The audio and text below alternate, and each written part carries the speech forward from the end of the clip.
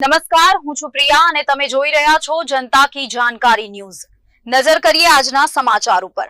ધ્રાંગધ્રા બસ સ્ટેશનમાં મુસાફરો ફરી એકવાર લાચાર અને હેરાન પરેશાન હોવાની વિગતો સામે આવી રહી છે।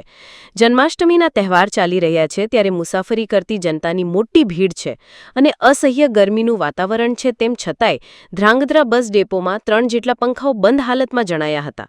ફરી એકવાર ડેપો મેનેજમેન્ટ ઘોર નિંદ્રામાં નિષ્ક્રિય હોવાની લોકચર્ચા જન આક્રોશ સાથે સામે આવી છે।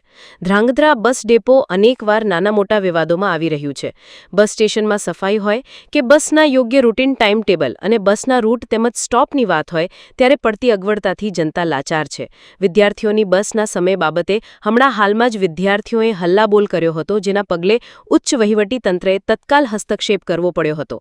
ધ્રાંગધ્રા બસ ડેપો મેનેજમેન્ટ મુસાફરોને આપવી પડતી સુવિધાઓ બાબતમાં ઊણું ઉતરવાની બાબત પ્રથમ વખત નથી। આ પહેલા પણ મીડિયામાં અનેકવાર બંધ પંખા, સફાઈ અને આરામ વ્યવસ્થા બાબતે વહીવટી તંત્રને ધ્યાન દોરાયું છે, પણ ધ્રાંગધ્રા એસટી ડેપો નિંભર હોય એમ ફરી એકવાર ઘોર નિંદ્રામાં ઝડપાયું છે। મુસાફરો આ ગરમીમાં પંખા વગર બસની રાહ જોતા બેસી રહેવા મજબૂર બન્યા હતા। રિપોર્ટ હિતેશ રાજપરા, ધ્રાંગધ્રા।